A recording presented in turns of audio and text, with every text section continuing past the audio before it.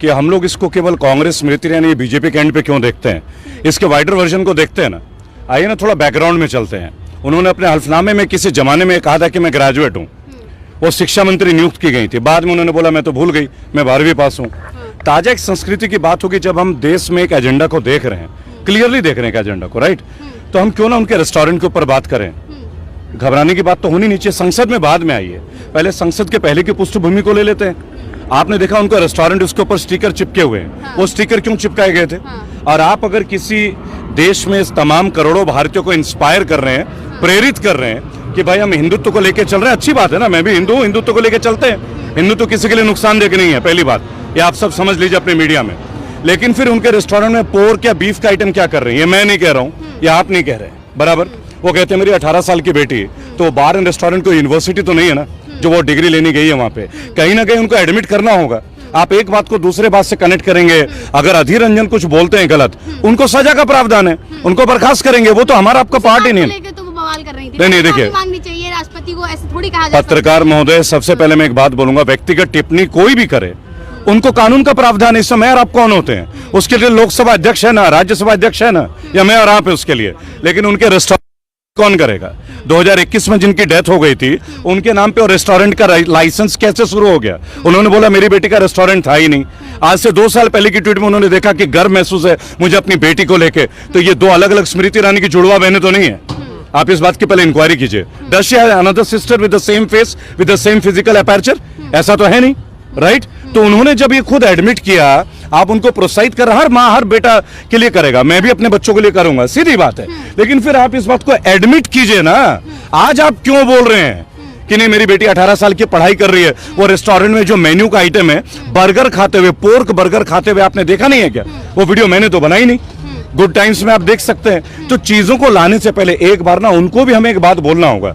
दूसरों पे उंगली उठाते हैं, आपके केंद्रीय मंत्री हैं, आप जिस देश में तमाम गौ माता के लिए बातें हम लोग कर रहे हैं, अब भाई सीधी सीधी बात है, समझिएगा मेरी बात, गौ माता के लिए हम लोग बात कर रहे हैं और आप उसमें क्या मेन्यू सर्व कर रहे हैं, उसके ऊपर क्यों नहीं बात करेंगे? उसके ऊपर तो सभी पे बात करनी चाहिए ना। तो आप सोनिया गांधी का मैटर को भी छोड़िए, आपके बाकी मैटर्स को छोड़िए, let us talk about those point. उस रेस्टोरेंट का मेन्यू किसने डिजाइन किया, वो क्या डाइट ले रही थी वीडियो के अंदर? तो ये बात साबित हुआ ना कि उनके केंद्रीय मंत्री झूठ बोलते हैं। ऐसे झूठा अल्फनामा देकर शिक्षा मंत्री बने, तो आखिरकार हम कब तक उनको सहते रहेंगे? आप कभी भी दूसरे नेता के ऊपर बात करते हैं, ये मीडिया के साथ में एक बड़ी दिक्कत है। ये मंच और माइक लेके जो आप बात अभी यहाँ उनकी हो रही है राष्ट्रपति की, उनको राष्ट्रपति जैसा जो शब्द है गलत टिप्पणी है, बिल्कुल गलत टिप्पणी है, क्षमा मांगनी चाहिए उनसे। भाई राष्ट्रपति जो फर्स्ट सिटीजन होते हैं, किसी का अधिकार नहीं है, और ये तो उनको संस्कार भी मिलने चाहिए ना, अधीर रंजन जी को भी।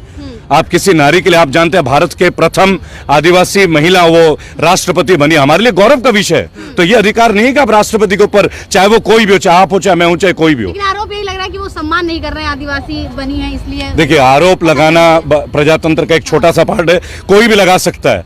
अभी उनको राष्ट्रपति बने हुए दिन ही कितने हुए हैं? आपने ऐसा कौन सा वाक्य देख लिया? देखिए, हम कुछ पॉलिसीज का विरोध करते हैं, लेकिन हम व्यक्तिगत विरोध नहीं करते। राष्ट्रपति का विरोध करने का तो हमें अधिकार ही नहीं है। प्रथम नागरिक है, हम क्या सोच के विरोध करेंगे और क्यों करेंगे? भाई वो बेहतरीन, उन्होंने अपना काम किया होगा जब भी तो राष्ट्रपति बने। दूसरी बात है, चुनी हुई प्रतिनिधि है, बराबर। क्रॉस वोटिंग भी तो हुआ है ना, वो विपक्ष के लोगों ने तो क्रॉस वोटिंग किया है ना, या किसी और ने किया है? क्या अखिलेश जी की टीम ने क्रॉस वोटिंग नहीं किया? क्या ममता बनर्जी की टीम ने क्रॉस वोटिंग नहीं किया? क्या? तो सच्चाई को स्वीकार कीजिए। लेकिन बात स्मृति ईरानी का करते हैं ना, तो सोनिया गांधी ने बोला I don't want to talk with you, right है भाई, क्यों बात करेंगी आप? ईरानी ने कहा था उन्हें कि डोंट टॉक टू मी। नहीं, मैं आपको बताऊंगा, सोनिया गांधी ने भी बोला। आप पहले देखिए, एक्चुअली सोनिया गांधी जी ने बोला डोंट टॉक टू मी, क्योंकि वो दूसरी मेंबर से बात कर रही थी, राज्यसभा के एक मेंबर से बात कर रही थी। क्या उन्होंने पूछा कि ये अधीर रंजन जी का व्यक्तिगत है, तो मेरा नाम क्यों उछाला जा रहा है? तब उन्होंने बोला, मैडम, मैं बोला नहीं, I don't want to talk to you. तो उनका प्राइवेसी है, कारण है ना। कोई भी बात तो सोनिया गांधी चिल्लाती हैं, क्यों चिल्लाते हो भाई? अधीर रंजन जो है सोनिया गांधी के बेटे हैं क्या? भाई व्यक्तिगत टिप्पणी जो करेगा वो भुगतेगा, आप और मैं, चाहे कोई भी हो, गलत बात बोलेंगे, गलतियां भुगतेंगे। जब नुपुर शर्मा ने एक बात कही थी तो भी पूरे बीजेपी को कहा जा रहा था ना वो माफी मांगे, देखिए वो भी कह रहे हैं नहीं, देखिए आप 2 इंसिडेंट को रिलेट नहीं कर पाएंगे मैम। यहाँ मैं आपको टोक दूंगा बहुत अच्छे तरीके से। पहली बात, वो डिबेट आप अच्छे से देखिएगा, उस डिबेट में 4 लोग मौजूद थे। हम नहीं बोलते नुपुर शर्मा सही है गलत है, लेकिन उस डिबेट में 4 लोग गलत थे। आप रिलीजन के ऊपर बात ही क्यों करते हैं? आपको किसने अधिकार दिया हमारे धर्म के बारे में बात करने के लिए? आप राष्ट्र की बात कीजिए ना, पॉलिटिकल पॉलिसीज की बात कीजिए ना, आप इंडिया के एजेंडास के ऊपर बात कीजिए ना, आप गवर्नमेंट फेलियर्स के बारे में बात कीजिएगा। पहली बात किसी हिंदू को जरूरी है, हर एक के अपने धर्म की आस्था लगे। मेरी कुलदेवी माँ काली है, आप मुझे फोर्स कर दीजिएगा मैं किनको पूजा करूं? एक कंसेप्ट अपना अपना बराबर। तो उस मीटिंग में जितने भी लोग थे, इंडिया में जितने भी जगह हम लोगों की इंटरव्यूज आप देखेंगे, हमने इस बात को तमाम मंचों पे एक बात बोला, आप को रिलेट नहीं करेंगे। पहली बात, इसके ऊपर कानून ले ना, आप रिलीजियस टॉपिक से हट के बात कीजिए। आप आते हैं नेशनल मीडिया में बात करने के लिए, आपको एक धर्म का ही मुद्दा मिलता है, आइए बात करते हैं ना रोडों में। आप पूर्वांचल एक्सप्रेसवे के ऊपर बात कीजिए ना। पार्टी को क्यों घसीटा गया था, तब क्यों आगे पूरी बीजेपी? देखिए मैम, पॉलिटिकल काम होता है, एक दूसरे को घसीटना नया कुछ नहीं है, सदियों से होता है, आगे भी यही चलता रहेगा। पर हम तो राजनीति की बात नहीं करते ना, हम देश के उन मुद्दों के ऊपर बात करते हैं जिसमें साधारण लोगों के जनजीवन व्यस्त होते हैं, परेशान होते हैं। 6 दिन पहले मोदी जी ने उद्घाटन किया था ना पूर्वांचल एक्सप्रेसवे का, खड्डे क्यों हो गए जगह जगह? इंक्वायरी बैठाइए, किस कंपनी को आपने दिया? मैं उत्तराखंड के दौरे में था, 18 फ्लाईओवर गिरे हैं जिनको उद्घाटन के 1 साल भी नहीं हुआ था, करोड़ों रुपए के लागत से। मध्य प्रदेश के रायसेन में अभी ताजा 560 करोड़ के, एक लगभग 560 करोड़, वो पुल ढह गया। इसके ऊपर इंक्वायरी कीजिए ना, ये तो आपकी सरकार है ना, ये तो आपकी सरकार है। अभी एक मुद्दा और चल रहा है, गुजरात में जहरीली शराब से जो मौतें हो रही है, उसको लेकर काफी जो विपक्ष है वो निशाना। इसके लिए आपको धन्यवाद देना चाहिए शराब नीति का, कि जिन राज्यों में शराब बंदी है ना, सबसे ज्यादा शराब को उत्सर्जन उन्हीं राज्यों में हो रहा है।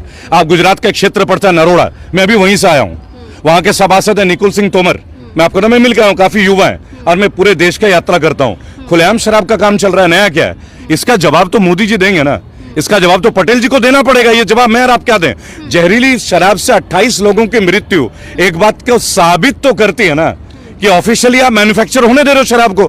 जिस राज्य का टेक्निकल, जिस राज्य का मींस क्रिमिनल इंक्वायरी इतना मजबूत हो, साइबर क्राइम इतना मजबूत हो, स्पेशल टास्क फोर्स इतना मजबूत हो, वहां शराब बन भी गई, बिक भी गए, आदमी मर भी गए, वो सवाल दिल्ली में पूछा जा रहा है। ये मीडिया की पूरी टीम गुजरात में होनी चाहिए। आप पटना में देखिए, लाखों टन शराब मिलते हैं, फिर उनको रोड रोलर से क्रश किया जाता है। आती कैसे?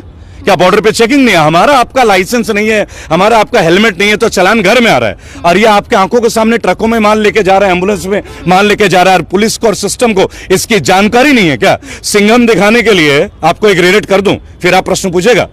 पत्रकार महोदया, सिंघम मूवी जब आई थी अजय देवगन की, तो अमित शाह ने बोला था सब पुलिस वालों को देखना चाहिए। क्या बोला था अजय देवगन ने? कि मंदिर के सामने अगर चप्पल चोरी हो जाए वो भी पुलिस को पता रहता है, तो लाखों टन शराब आता है तो पुलिस और सिस्टम को पता नहीं रहता क्या? ये सवाल मुझे ना, हमारी लड़ाई इन सवालों से है। लेकिन वो तो कहते हैं कि शराब से जो है कहीं ना कहीं अर्थव्यवस्था में सुधार नहीं, अगर अर्थव्यवस्था से सुधार हो रहा है तो उसको लीगल कर दीजिए, एटलीस्ट जहरीली तो नहीं बनेगी ना। मैं तो नहीं बोलता कि आप शराब बंद करो या नहीं करो, सीधी बात है। मैं कौन होता है बोलने वाला, या आप कौन होते हैं बोलने वाले? ये तो गवर्नमेंट की चीज है, गवर्नमेंट उसमें जीएसटी ले रही है, गवर्नमेंट को अर्निंग हो रही है, लाखों लोग उस इंडस्ट्री में। लेकिन जहरीली क्यों? जहरीली क्यों? असली मकसद है कि लोगों की मृत्यु नहीं, यह हत्या है। जहरीली शराब से जो मृत्यु हो रही है वो अकाल मृत्यु नहीं, वो हत्या है जी। वर्ष में लोगों का अपना, आप जहां पे खड़े वहां से दाहिने साइड में अगर आप देखेंगे, गार्डन गैलेरिया मॉल, नोएडा का सबसे ज्यादा पब यहीं पे एक व्यक्ति की अभी पीट के हत्या हुई थी, पूरे नेशनल मीडिया में आया बराबर। एक बात आपको बताना चाहूंगा, गवर्नमेंट ही बनवाती है, गवर्नमेंट ही लाइसेंस देती है, गवर्नमेंट ही जीएसटी लेती है, गवर्नमेंट ही पॉलिसी देती है बराबर, तो इलीगल तो है नहीं। इलीगल तब हो जाता